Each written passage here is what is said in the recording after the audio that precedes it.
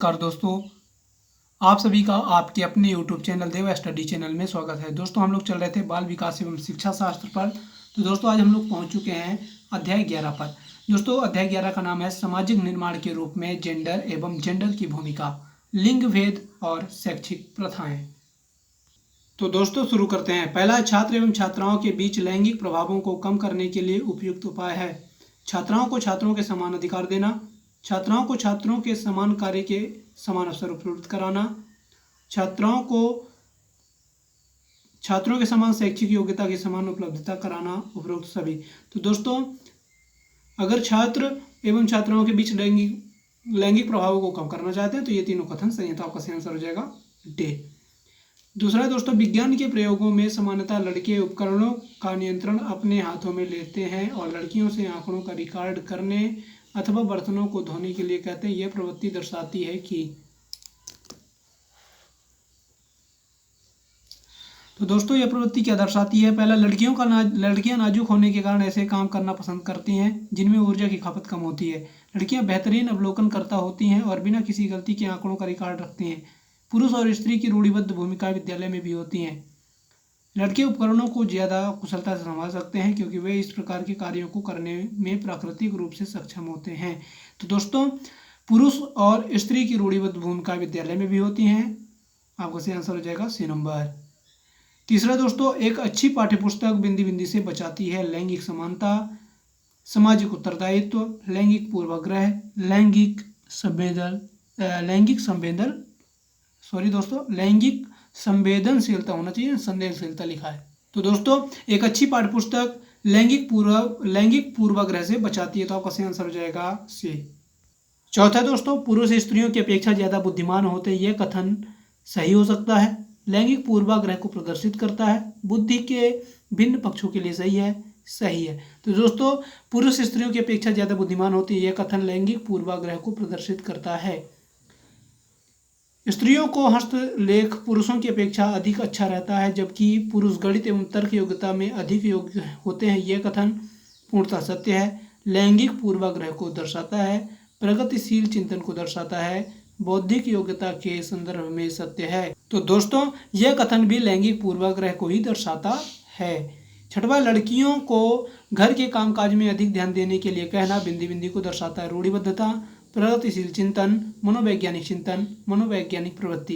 तो दोस्तों लड़कियों को घर के कामकाज में अधिक ध्यान देने के लिए कहना रूढ़िबद्धता को दर्शाता है। सातवां दोस्तों, छात्राओं से लैंगिक भेदभाव का प्रतिकूल प्रभाव निम्नलिखित में से किस पर पड़ता है? उनके सामाजिक उत्थान पर, उनके सामाजिक दृष्टिकोण पर, उनके शैक्षणिक विकास पर। तो दोस्तों केवल ए, केवल सी, केवल बी, ये सभी। तो दोस्तों छात्राओं से लैंगिक भेदभाव का प्रतिकूल इन सभी पर पड़ता है। तो आपका सही आंसर हो जाएगा ये सभी। आठवां, आप एक शिक्षक होने के नाते अपनी कक्षा की छात्राओं का शिक्षण कैसे करेंगे?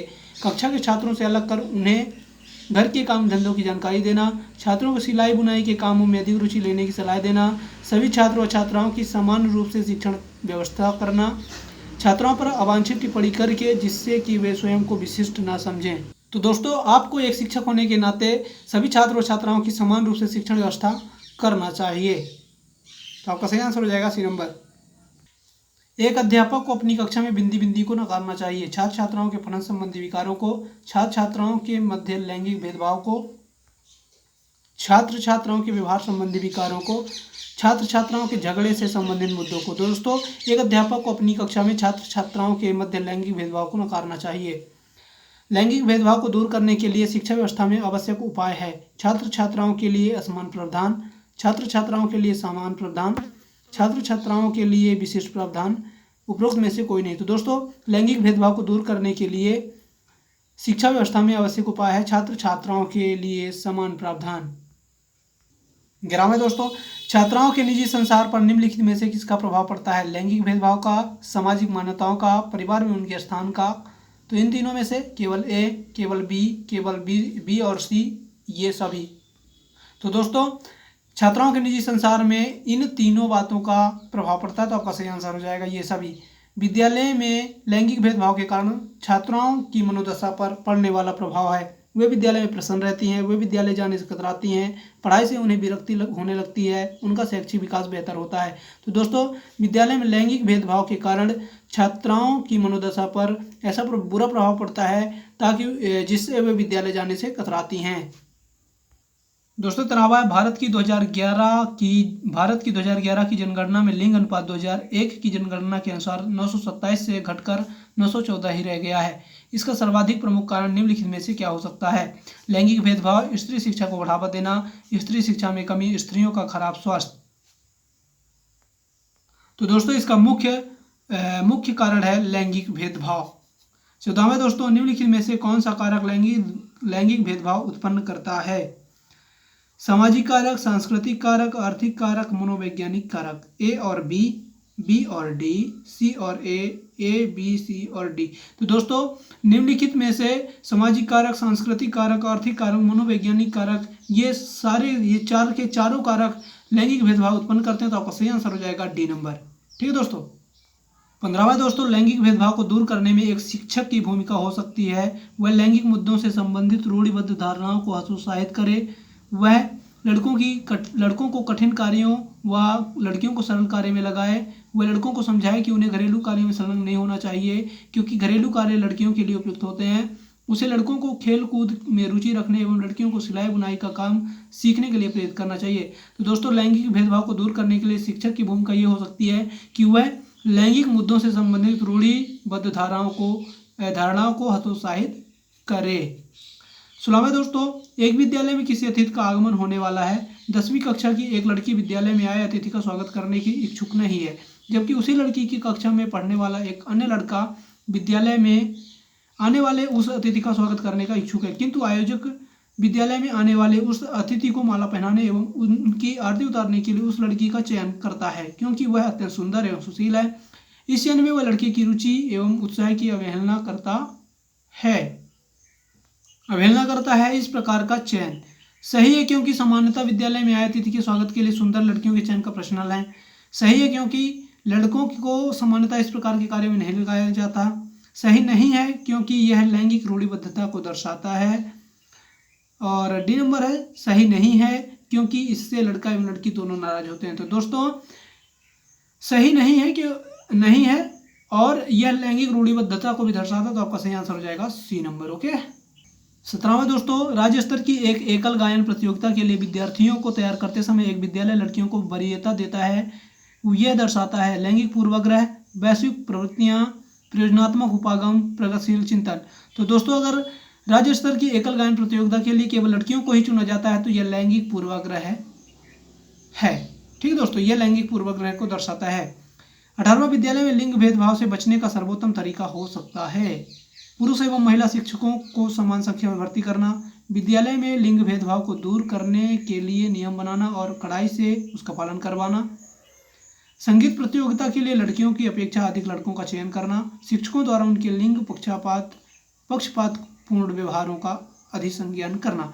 तो दोस्तों अगर विद्यालय में लिंग भेदभाव से बचना है तो शिक्षकों के द्वारा उनके लिंग पक्षपातपूर्ण व्यवहारों का अधिसंज्ञान करना सही होगा।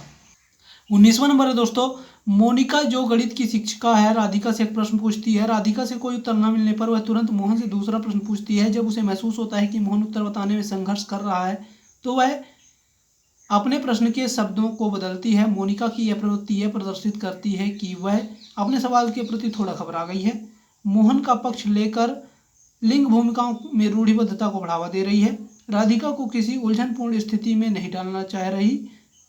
इस तथ्य से पूर्णतः परिचित है कि राधिका सवालों के जवाब देने के योग्य नहीं है। तो दोस्तों वह मोहन का पक्ष लेकर लिंग भूमिकाओं में रूढ़िबद्धता को बढ़ावा दे रही है। ठीक है दोस्तों।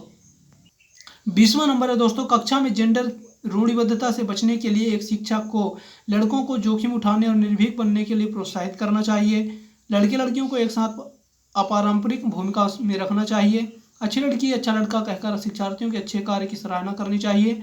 कुश्ती में भाग लेने के लिए लड़कियों को निरुत्साहित करना चाहिए। तो दोस्तों कक्षा में जेंडर रूढ़िबद्धता से बचने के लिए एक शिक्षक को लड़के लड़कियों को एक साथ अपारंपरिक भूमिकाओं में रखना चाहिए। 21वां दोस्तों कक्ष में जेंडर या लिंग विभेद शिक्षार्थियों के निष्पादन को प्रभावित नहीं करता है। शिक्षार्थियों के हसोन्मुख प्रयासों अथवा निष्पादन का कारण बन सकता है। पुरुष शिक्षार्थियों के वृद्धि उन्मुख प्रयासों अथवा निष्पादन का कारण बन सकता है। महिला शिक्षकों की अपेक्षा पुरुष शिक्षकों के द्वारा अधिक किया जाता है। तो दोस्तों, कक्ष में जेंडर विभेद या लिंग विभेद शिक्षार्थियों के हसोन्मुख प्रयासों अथवा निष्पादन का कारण बन सकता है। 22वां नंबर है दोस्तों, छात्राएं गणित के सवाल से अच्छी सीखती हैं, लेकिन उन्हें तब कठिनाई आती है जब उनसे उनके तर्क के बारे में पूछा जाता है। अपनी आयु के लड़कों की तरह गणित में अच्छी हैं। अपनी आयु के लड़कों की तुलना में स्थानिक अवधारणाओं में कम कुशलतापूर्ण निष्पादन करती हैं। भाषिक और संगीत संबंधी अधिक क्षमताएं रखती हैं। तो दोस्तों, छात्राएं भी अपनी आयु के लड़कों की तरह ही गणित में अच्छी होती हैं। ठीक है। 23वां है, लड़कों एवं लड़कियों के विषय में कुछ कथन नीचे दिए गए हैं। आपके अनुसार इनमें से कौन सा सही है?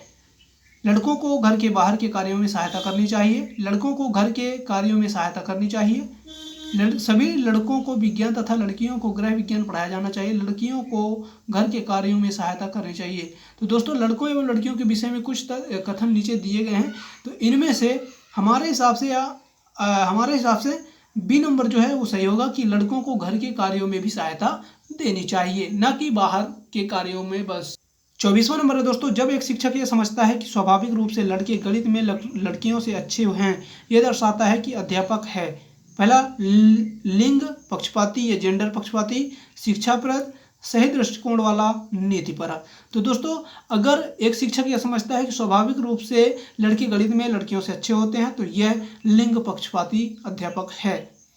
25वां दोस्तों, यह एक से शिक्षक कक्षा में लड़कों से शिक्षक यह कहता है, लड़के बनो और लड़कियों जैसा व्यवहार मत करो। यह टिप्पणी जातीय भेदभाव का परिचायक है। लड़के लड़कियों के साथ व्यवहार का एक अच्छा उदाहरण है। लड़के लड़कियों में भेदभाव की रूढ़िबद्ध धारणा प्रकट करती है। लड़कियों पर लड़कों की जीव वैज्ञानिक महत्ता को उजागर करती है। तो दोस्तों, अगर एक से शिक्षक कक्षा में लड़कों से शिक्षक यह कहता है कि लड़के बनो और लड़कियों जैसा व्यवहार मत करो, तो यह टिप्पणी लड़के लड़कियों में भेदभाव की रूढ़िबद्ध धारणा प्रकट करती है। ठीक है दोस्तों, तो आपका सही आंसर हो जाएगा सी नंबर। दोस्तों, यह वीडियो देखने के लिए धन्यवाद। हम मिलेंगे अगली वीडियो में, तब तक आप हमारे वीडियो के साथ जुड़े रहिए। अगर हमारा चैनल आपको पसंद आया हो, हमारे वीडियो आपको पसंद आ रहे हो, तो हमारे वीडियो को लाइक करें, दोस्तों के साथ शेयर करें और हमारे चैनल को सब्सक्राइब कर लें, ताकि हमारे प्रत्येक वीडियो का नोटिफिकेशन सबसे पहले आपको मिले।